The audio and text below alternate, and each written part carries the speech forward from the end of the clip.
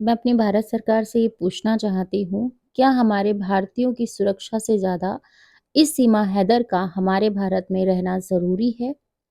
या फिर ये हमारे भारत देश में रहती रहेंगी और यहाँ पर हिंदू और मुसलमान की इसी तरीके की राजनीति चलती रहेगी, भारत का हर धर्म मुसलमान पूछकर बीर हम अब्दुल हिंदुओं हमीद को है। जिस तरीके से मारा अब्दुल जाएगा, बीर अब्दुल काटा हमीद जाएगा साहब ने और ये पाकिस्तान सब का चीज़ें टैंक होती उड़ाने का काम रहेंगी। किया था, उसी जब तक तरीके ये से हमारे भारत अगर में हैं, भारत तो ये सरकार सब हमको कह चीज़ें दे होगा तो हम ही होगा। पाकिस्तान में आप घुसकर लोगों को इन ध्यान होगा जब पाकिस्तानियों भी को, इन इसका बेटा आतंकवादियों हनुमान को मार चालीसा गिराने का काम गाता है करेंगे। और जब भी ये वीडियोज़ अपलोड करती है, तब ऐसी हिंसा होती ही होती है। इससे पहले भी इसके बेटे ने गाया था और इसने वीडियोज़ अपलोड किया था। अब भी ये कुछ ना कुछ कोड तो है, जो ये वहाँ तक मैसेज पहुँचाती है। और रही बात कि बोला जा रहा है कि पाकिस्तानी एजेंसी जो पाकिस्तानी जो लोग हैं, एजेंसी है, जो भी कुछ है XYZ बहुत कुछ वहाँ से सुनने को मिल रहा है, बहुत कुछ जानने को मिल रहा है कि उन्होंने आतंक हमला किया है। तो हम एक बात ये भी कहना चाहते हैं, तो उसी में सीमा हैदर का भाई और चाचा भी है। तो जब वो उसके साथ मिला हुआ है, तो सीमा हैदर को यहाँ पर क्यों ही रहने देना चाहिए, आप मुझे बताइए?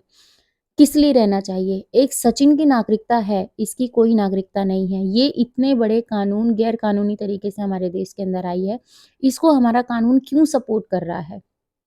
क्या रीज़न है इसको सपोर्ट करने का? यही जानना चाहती है हमारी जनता, हमारे भारत के लोग कि आप लोगों को इससे क्या लालच है और जो लोग इसके सपोर्ट में खड़े हैं, जो लोग इसको यहाँ रोकना चाहते हैं, मैं तो चाहती हूँ कि उनके ऊपर भी कार्रवाई हो। पर वही चीज़ें हैं कि जो लोग अपने रिश्ते बना रहे हैं, जो इससे मिले हुए हैं, सब चीज़ें कर रहे हैं, तो क्यों? अब क्यों इसके पेट में दर्द हुआ है, अब इसको क्यों दस्त लगे हैं और जाके ये एडमिट हो गई है हॉस्पिटल के अंदर। सच्चाई तो यही है, किया इसने ही था। इसने सोचा कि ये जो कांड होगा ना, इसका हमारे ऊपर फ़र्क नहीं पड़ेगा। अरे भाई, तुझे अपनी बिंदी, लिपस्टिक, लाइनर का पड़ रहा था कि खत्म हो गया, वो खत्म हो गया। तुझे ये नहीं पता कि ऐसी जो हमारे देश की बहनें हैं, जिनकी अभी शादी हुई थी, 6 से 7 दिन हुए थे, उनके हाथों की मेहंदी तक नहीं उतरी थी, उतने में उनके ऊपर उनका सुहाग ही उतर गया और तुम ये सब कर रही हो कि मुझे ये चाहिए, मुझे वो चाहिए, मेरे साथ ये है, मेरे साथ वो है। तुम भारत में रहती हो, भारत का खाती हो, भारत का पहनती हो और भारत की जनता के ऊपर कैसे घुर्राती हो, क्या करती हो, ये सब लोग जानते हैं। इससे कोई भी वंचित नहीं है। ठीक है? हम तो यही चाहते हैं कि इसको हमारे देश में ना ही रहने दिया जाए, ना ही इसके बच्चों को और ना ही इसे। वहाँ जाकर इसके साथ जो होता है, नहीं होता है, उससे हमें कोई लेना-देना नहीं है, ना ही हमें इससे कोई सिम्पैथी है और होनी भी नहीं चाहिए, मैं तो ये कहती हूँ। होनी भी नहीं चाहिए, उसका रीज़न ये है क्योंकि कुछ ऐसे कोड वर्ड हैं जो ये यूज़ करती है।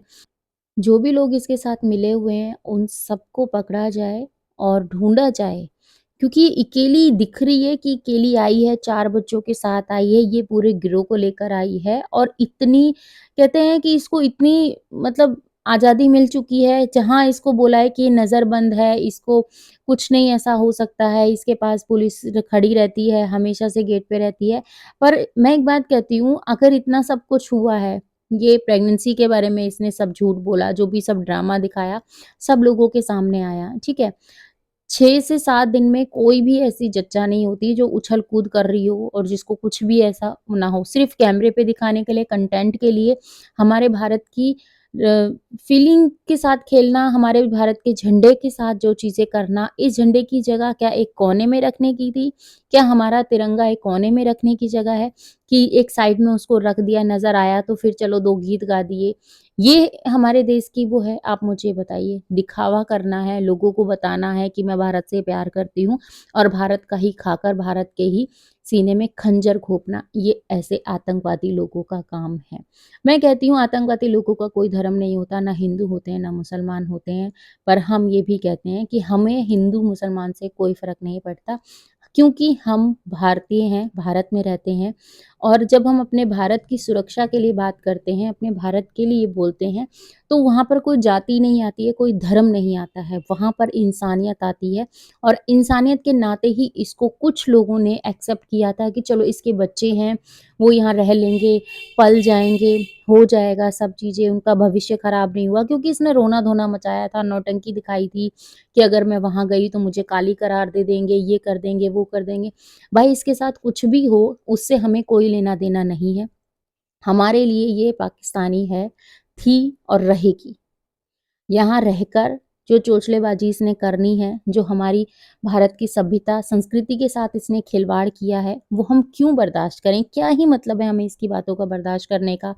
जो हमारी सरकार के नाम का उच्चारण करके चिल्ला-चिल्ला के नारे लगाना, योगी जी, मोदी जी के बारे में बोलना, कि यूपी में सरकार ऐसी है, यहाँ पर ऐसी है, हमारे इतना सब कुछ मिल रहा है। क्या इसी के बोलने से सरकार जीत रही है? सरकार को सारा बेनिफिट इसी के बोलने से मिल रहा है? आप लोग सोचते क्यों नहीं है, समझते क्यों नहीं है? यहाँ पर कुछ लोगों के कमेंट्स भी मुझे शो हुए थे, जो कि मुझे कल का वीडियो जो मैंने शॉर्ट वीडियो अपलोड किए थे, उसमें मुझे ये चीज़ें बताई गई थी कि जो भी हो रहा है, जैसा भी हो रहा है, आपको इतनी जलन क्यों है? वो अपने बच्चों के साथ रह रही है, वो माँ बनी है, आपको वो चीज़ें समझनी चाहिए।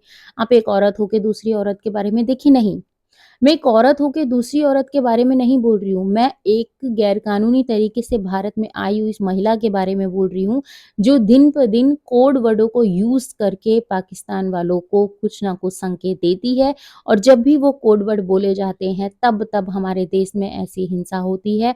हमारी बहनों के सुहाग लुट जाते हैं, हमारी बहनों के घर बर्बाद हो जाते हैं। क्या उनसे ज़्यादा इसका भारत में रहना ज़रूरी है या उनको न्याय मिलना ज़रूरी है? ये हम लोगों की माँग है। हम भारत सरकार से यही चीज़ कहना चाहते हैं, ये वीडियो ज़्यादा से ज़्यादा शेयर कीजिए और आप लोग भी अपना ओपिनियन कमेंट सेक्शन में प्लीज़ मुझे ज़रूर बताइएगा। ये वीडियो काफ़ी टाइम पहले बनी हुई थी, बट मेरे को अपलोड करने का बिल्कुल भी टाइम नहीं मिल रहा था। तो इसीलिए मैंने इस वीडियोज़ के ऊपर मेरे को वॉइस ओवर करना पड़ा और आप लोगों के साथ इस वीडियो को शेयर करना पड़ा क्योंकि आप लोगों के मुझे बहुत भर-भर के कमेंट आ रहे थे कि आपने इसके ऊपर क्यों नहीं बोला? आप क्या चाहती हो? आपका क्या डिसीज़न है कि सीमा को यहाँ रहना चाहिए, नहीं रहना चाहिए? नहीं भई। मिसेस हैदर को यहाँ नहीं रहना चाहिए, वो पाकिस्तान ही डिज़र्व करती है, पाकिस्तान में ही रहना चाहिए। अगर हमारी सरकार उसको पाकिस्तान भेजने में सक्षम नहीं है, तो उसको भारत की जेल में डालो। उसको इस तरीके से आज़ाद मत छोड़ो, हमें फ़र्क नहीं पड़ता उसके बच्चे क्या करते हैं, क्या नहीं करते हैं, कहाँ रहते हैं, कहाँ नहीं रहते हैं। हमें फ़र्क पड़ता है जो हमारे भारत के भाई हैं, जो शहीद हुए हैं, जो आतंकवादी हमले के अंदर मारे गए हैं, उनके बच्चों के बारे में हमें फ़र्क पड़ता है। हमें फ़र्क पड़ता है उन बहनों के बारे में जिनके सुहाग लुट गए हैं, उनका घर बर्बाद हो गया है, उनके आँसुओं की कीमत कौन चुकाएगा आप मुझे बताइए? कौन उनके आँसुओं के दुःख को, उनके दर्द को कौन पूरा कर सकेगा? किसी के घर का भाई, किसी के घर का बेटा, किसी के घर का पति, क्या कुछ नहीं हुआ है। लोग वहाँ तक पहुँचते थे, जाते थे, अपने सपनों को जीते थे कि चलो हम जा रहे हैं, हम एक अच्छी मेमोरी बनाएँगे, हम वहाँ घूमने जाएँगे, हम ये चीज़ें करेंगे। पर अब तो बिल्कुल भी विश्वास नहीं रहा। भारत में कुछ ऐसे मुसलमान भाई भी हैं जो ये चीज़ें बोल रहे हैं कि हम आतंकवादी लोगों को सपोर्ट नहीं करते हैं, तो क्या वो गलत हो गए हैं? अब तक इसके चैनल पर एक भी वीडियो ऐसा नहीं आया जिसने इसने थोड़ी बहुत भी सिम्पैथी दिखाई हो, उसके बारे में बोला हो साफ-साफ पता चलता है कि ये इन सब चीज़ों के साथ मिली हुई है।